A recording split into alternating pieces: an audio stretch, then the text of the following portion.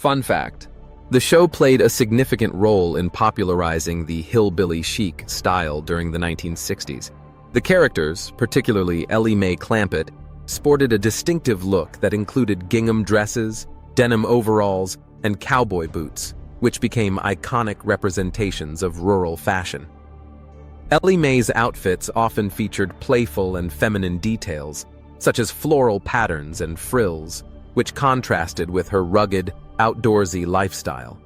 The show's portrayal of this unique style resonated with audiences and influenced fashion trends at the time, leading to a resurgence of interest in country and Western attire. Additionally, the show's costume designer, Ruth Morley, cleverly used fashion to enhance the characters' personalities, making their outfits not just a reflection of their rural roots, but also a means of comedic contrast against the opulence of Beverly Hills. The fashion choices on the Beverly Hillbillies remain memorable and are often referenced in discussions about television fashion history. Come and listen to my story about a man named Jed. A poor mountaineer barely kept his family fed. And then one day he was shooting at some food, and up through the ground come a bubbling crude oil, that is, black gold, Texas tea. Well, the first thing you know, old Jed's a millionaire. The kinfolk said, Jed, move away from there. Said, California is the place you ought to be. So they loaded up the truck and they moved to Beverly Hills, that is, swimming pools, movie stars. The Beverly Hillbillies.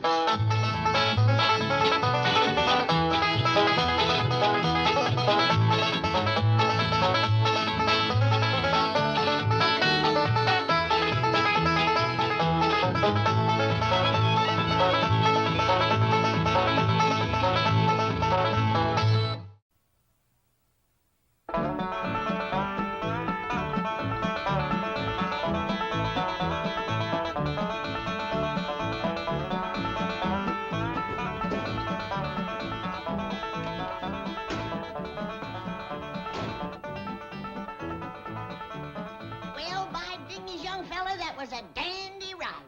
Oh, thank you. Thank you for picking me up. These shoes were just killing my feet. Ain't broke in good yet. Well, I could see you was limping when you flagged me down. Putting your wave my arm out before you stop. Well, I'm used to spotting people who need a lift. I do that all day. Oh, what a fine thing. You must be a nice man. Come on in and meet my family. No thanks, lady. I gotta get going. Oh, don't be in a hurry. Ain't near as late as you think. That clock of yours is way fast. Uh-oh. You stopped altogether now. Are you talking about that? Yeah. See, it says 6:30 and it's barely noon. You better get that thing fixed. It's probably a busted mainspring. Lady, that means $6.30. Oh, then forget it. You can get a new clock for that. Thanks again. Goodbye. Hey, but lady, what about the fare? Are you asking me? I sure am. Well, now, ain't that nice? Wait till I tell Jed.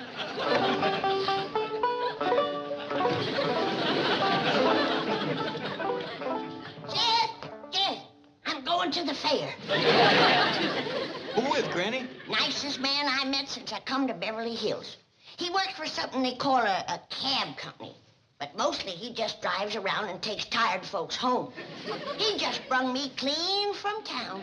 Well, now, you see, Granny, there's nice folks every place. Just have to take trouble to find them. You better go out and keep in company, Jed. We're going to do a lot of walking at the fair. I got to get out of these high-style shoes. All right, Granny.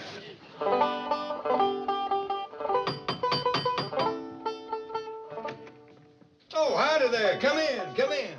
Reckon you're the young fellow that brought Granny home. My name's Jed Clampett. Oh, hi. I don't believe I caught your name. It's, Burton. Burton, huh? What's your first name? Richard. Mr. Burton. Dick Burton? That's right, and my wife's name is Elizabeth. Well, doggy, Liz and Dick Burton. You know there's another Liz and Dick Burton? No. Yeah, run the feed store back home. Feed store? Been running it for 40 years. Back home, whenever anybody thinks of hogwash, they just naturally think of Liz and Dick.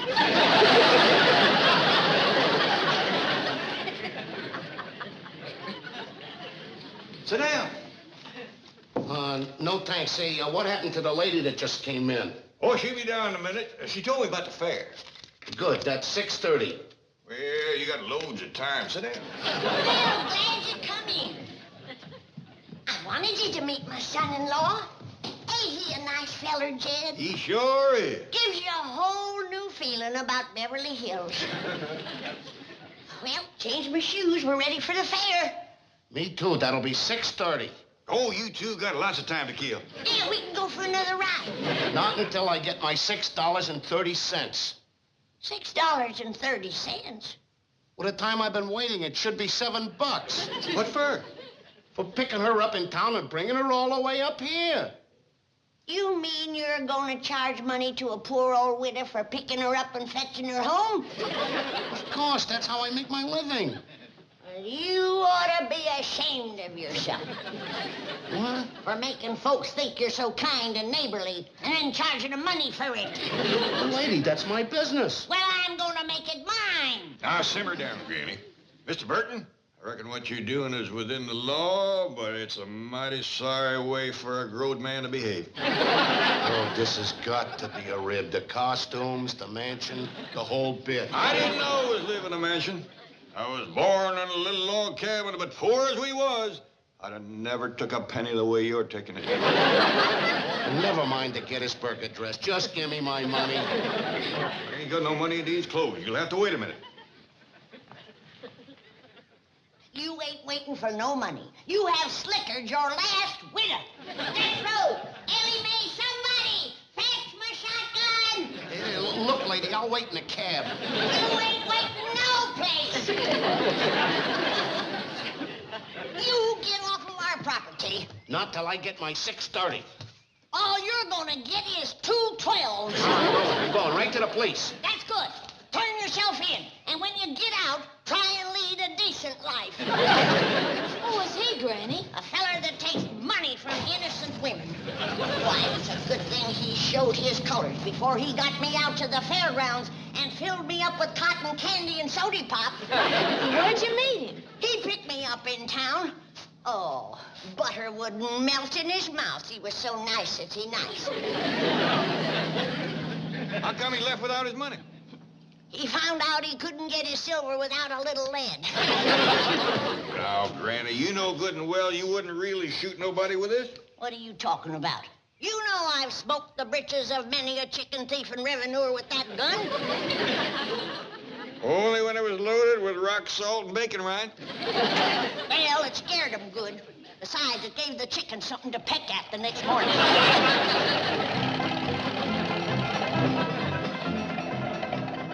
Jethro, you're just the rascal I'm looking for. Well, what'd I do now? Nothing. You're gonna learn me to drive.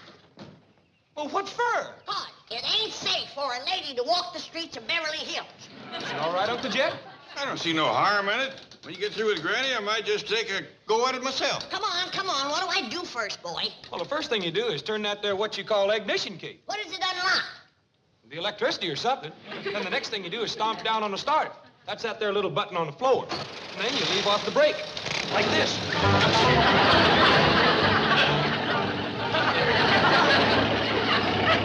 Doggy, she learned quick, didn't she?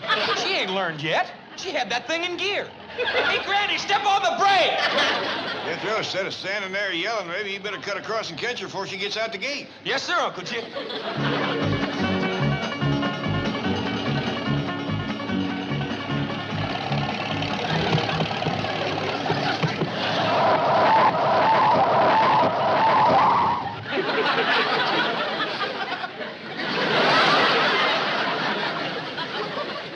What did you stop me for? I was just getting going good.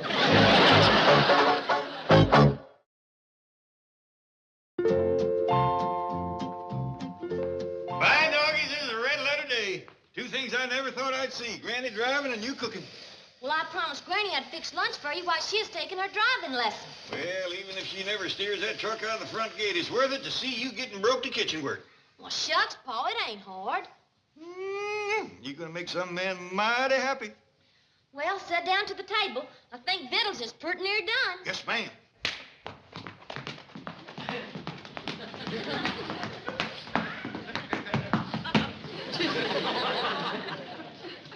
Ready, Paul? You bet I am.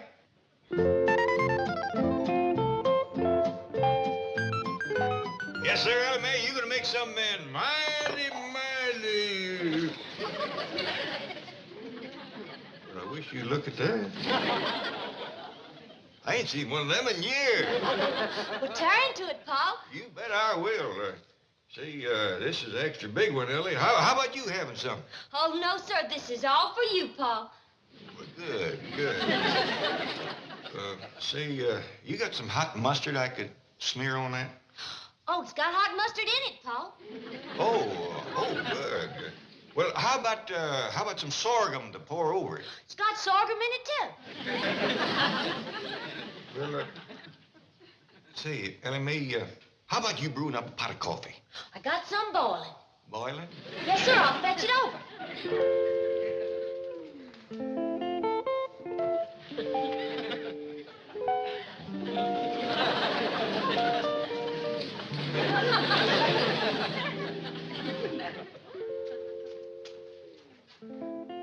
Eat it while it's hot, Paul. When it gets cool, it gets kind of tough.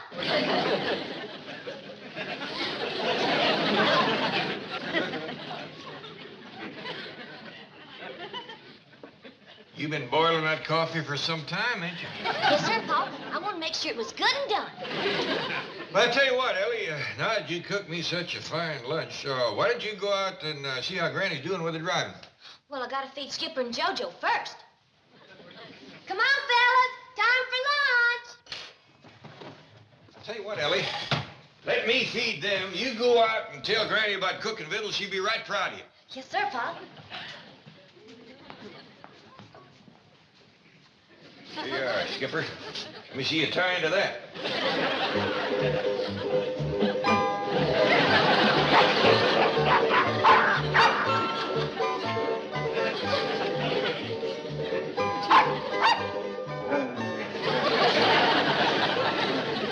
I'll tell you something, fellas. I hope Granny's doing better at her driving than Ellie is at her cooking. How far have it drove, Jethro? Oh, let's see. I'll cipher it for you. We've been driving along at 35 miles an hour for a half hour. So you take half of 35. 2 goes into 3. Once, you bring down the 1. 2 don't go into 1. That leaves naught. You bring down the naught, and 2 don't go into naught neither. Granny, would you mind stepping it up to 40 miles an hour? Be a whole lot easier to cipher that way. I'm tired of driving, Jethro. You take over for a while. I'm going to get some victuals. Granny, don't never do that when you're driving along the street. Are you learning to drive, Granny? Been driving for a half hour. Nothing to it. Well, let's see you do some. Plain or fancy? Oh, just plain, I reckon. All right.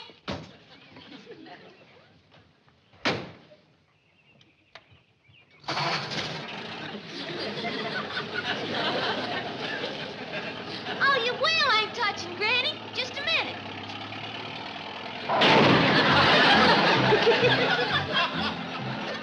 Hey, Granny, put on the brake! Oh, that's the gas!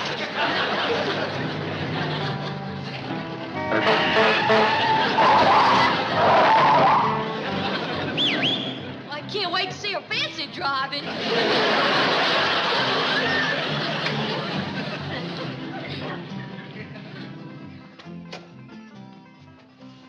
Wowie!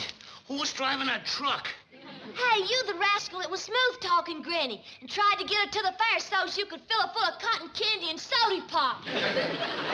Oh, boy, this has got to be the Beverly Hills Funny Farm. Hey, where are you going?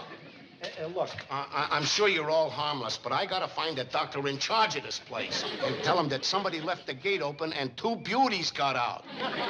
You smooth-talking me. Oh, boy.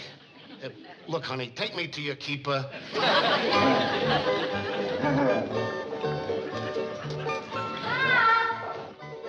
Quick, fellas. Take the tug of war outside. We don't want to discourage Ellie.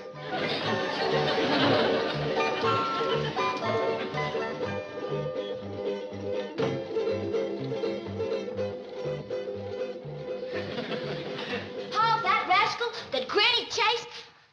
Oh, I see you ate all your omelette. Omelette? You want to fix you another one? Oh, no. I mean, why don't you try cooking something different this time? Well, to tell the truth, I just as lieve. These here golf eggs sure is hard to cook. Golf eggs? These eggs you use in the omelet? Yes, sir. You'll never crack it that way, Paul. I had to melt these rascals down, shell and all. I think you best throw these out. I don't think they're strictly fresh laid. Yes, sir, Paul. Oh, like I started to tell you, that there Burton fella, he's out front. Says he wants to talk to the foreman of this here Skull Ranch. Skull Ranch? That's just what he said. He was talking so funny that I just wouldn't let him come in the house. Good girl, Ellie.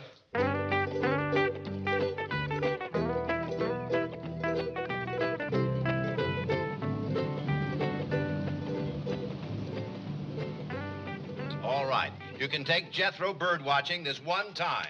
But from now on, concentrate on Ellie Mae. Very well, Chief. You're the doctor. Oh, hey, Doc, you're just the fellow I'm looking for. A couple of your guests just checked out of your Ha-Ha hotel. What are you talking about? Oh, the doc will know what I'm talking about. Hey, look, Doc, you know that little one called Granny? Yes, what about Well, her? someone left the gate open and she went tearing out of here about a mile a minute, driving an old truck. Granny driving? She doesn't know how to drive. You're telling me she almost creamed the side of my cab. Hathaway, get on the phone to the police. Explain the situation. Ask them not to arrest Granny, just to stop her and bring her back here. Right, Chief. By the way, what are you doing here? I tried to collect some cab fare from Granny, but... Granny called a cab? No, I was cruising in town, and she was walking along the curb and waving and yelling at cars, so I picked her up. I thought she was a little peculiar, but I didn't think she was from this place. And when I asked for my fare, she chased me out with a shotgun. Oh, I'm sorry. Hey, it's none of my business, but should they have guns? No, they shouldn't, but I try to humor them. How much was the fare? $6.30. Here, 10. Keep the change. Oh, thank you very much. Hey, you know, I've been driving a cab in this town for 10 years, and I never knew this place was here, right in the heart of Beverly Hills. Well, the less said about it, the better. Here's another 5. Oh, thank you very much. Hey, for another 10, I can say that this is Knott's Berry Farm. Excuse me, Chief. I have alerted the police. They have issued an all-points bulletin. Granny will be intercepted and escorted home. Good. Well, if Granny's gonna drive in here, I'd better move my car. Hey, me too. Knott's Berry Farm? Disneyland, a pick fair. For $10, you name it.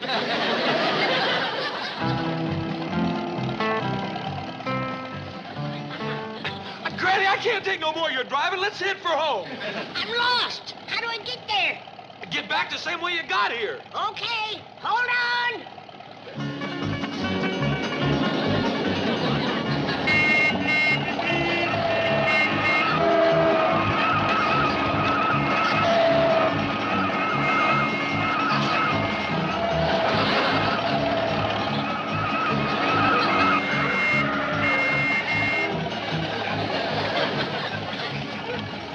Hey, Granny, you just went past another red light. Don't worry about passing them red lights. He's catching up with us.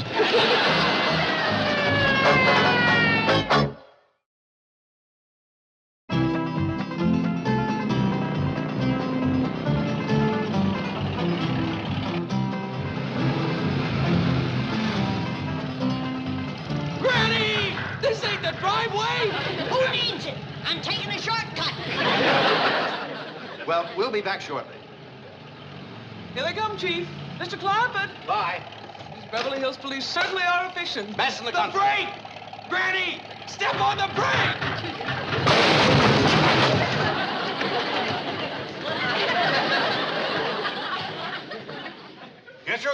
your granny to park out front like you do.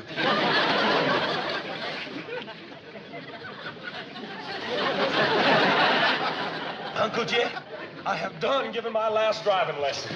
Granny, are you all right? Am I all right? I beat that policeman Lady, here. I've seen a lot of drivers in my day, but you topped them all. Now, would you sign this citation for me, please? That's just fine. If you want to wait a little while, I'll go in and see if I can find a picture and I'll autograph it for you. No, thanks. I'd just like to see your license, please. Hunting, fishing, or wedding. I'm Milburn Drysdale. If you'll step inside, we'll telephone headquarters and straighten the whole thing out.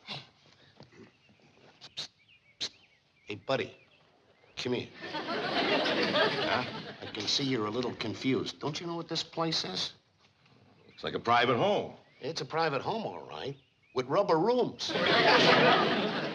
What? Yeah, it's sort of a very exclusive Freud factory. Yeah, you know, kind of a happy farm. The little woman I picked up, she's, Bubbles in a think tank. I brought her back once today. She keeps busting out. Who's that big kid with her? Oh, I figure he's got a little space to rent, too. You know that tall geezer, the one with a scraggly beard? Thinks he's Abe Lincoln. Well, who's the fella Drysdale? Oh, he's the doc, the head shrinker. Thanks, I'm glad you told me. Well, wait a minute, what are you doing here? Oh, no, that's my cab out there. I'm waiting for somebody to bust out so I can bring him back. The doc pays real good for that. Jojo, give me that. It's mine. Now you turn loose. You ain't supposed to have this. Well, there's another one. Yeah, she's trying to get away from the dog. Looks like a piece of rubber. Probably wallpaper from a room. Jojo, you come back here. Jojo, bring that back.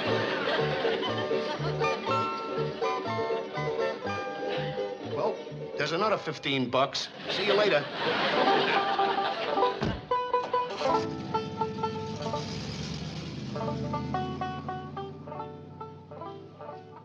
Glad that rascal's gone.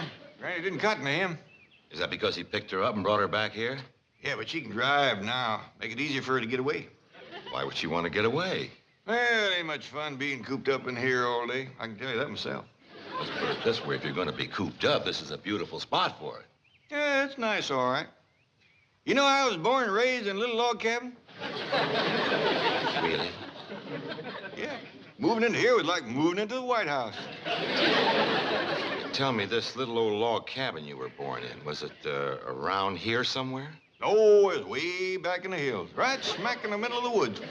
I'll bet you did a lot of rail split when you were a boy. It's a fact. Man and boy, I split many a rail. Did you read by the light of the fire? When I could find something to read. I used to have to walk 10, 12 miles to borrow a book. And I'll bet you were always honest and returned it. You betcha. Officer, can I see you for a moment? Be right with you, Doc. Excuse me, Mr. President. Yeah, reckon he heard about my corporation.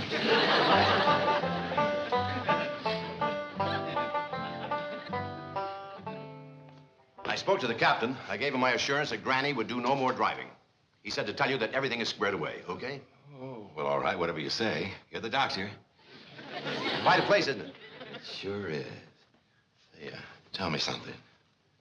How many of those rooms are upstairs? Oh, I'd say 15. Wow.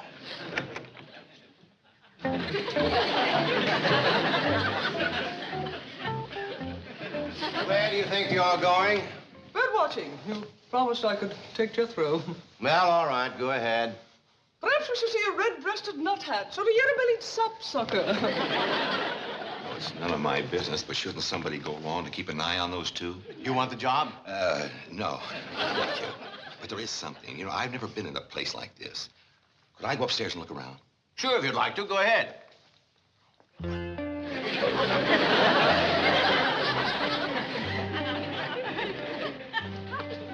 On a second thought, I'm due back at headquarters. So long, Doctor. And you too, fella.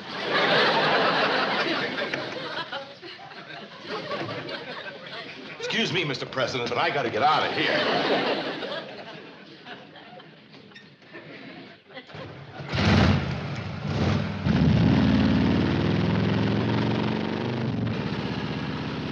Hey, where are you going? I'm taking the shortcut. Like Granny opened up a new road.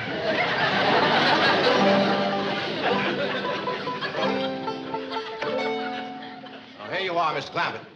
Now remember, I promised the Beverly Hills Police that Granny will do no more driving.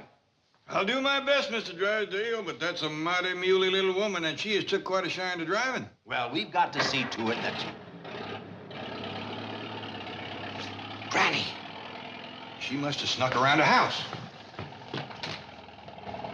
We've got to stop her. Relax, Mr. Drysdale. It ain't Granny driving.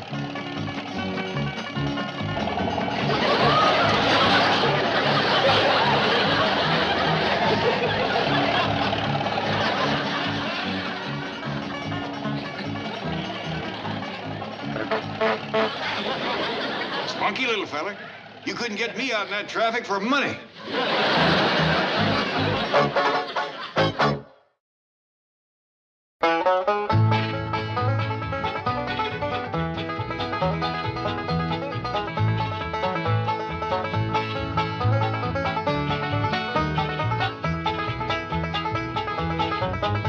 But now it's time to say goodbye to Jed and all his kin. They would like to thank you folks for kindly dropping in. You're all invited back next week to this locality to have a heaping helping of their hospitality. Hillbilly, that is. Set a spell. Take your shoes off. Y'all come back now. Here? Question 1. Is Granny a good driver? 1. Yes. 2. No.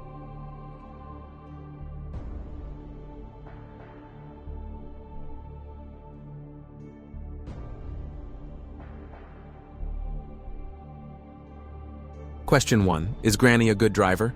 1. Yes. 2. No. The answer, no, Granny is not a very good driver at all.